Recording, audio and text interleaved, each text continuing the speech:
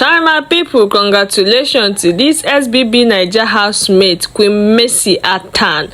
Today na her introduction day.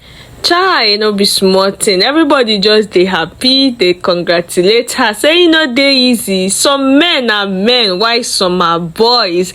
Now, everybody just dey bash Lord Lamba, say look at wetin you lose because of say you be boy. Real man don collect your woman. This introduction picture is so fine.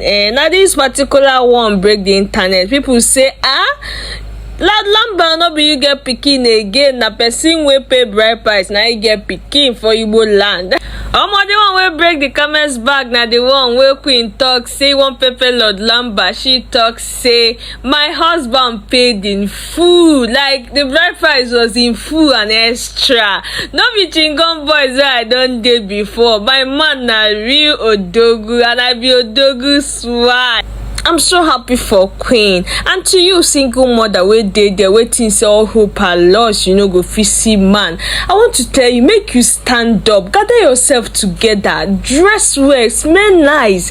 Your husband is out there, don't settle for less. So look at Queen now. Upon say she be single mother, but no, she no settle for less, cause this her man na odogu. So stand up from your share, no dey shine again. Your real man is coming, he is on the way. Okay guys, see you guys at my next episode. Don't forget to subscribe, follow this channel for more ogbonge news wey dey totori body. Una know as you dey do am for here. You see I'm a boy girl Cindy. Do well to share, like, comment. It dey give me one kind of encouragement to continue. See you guys on my next episode.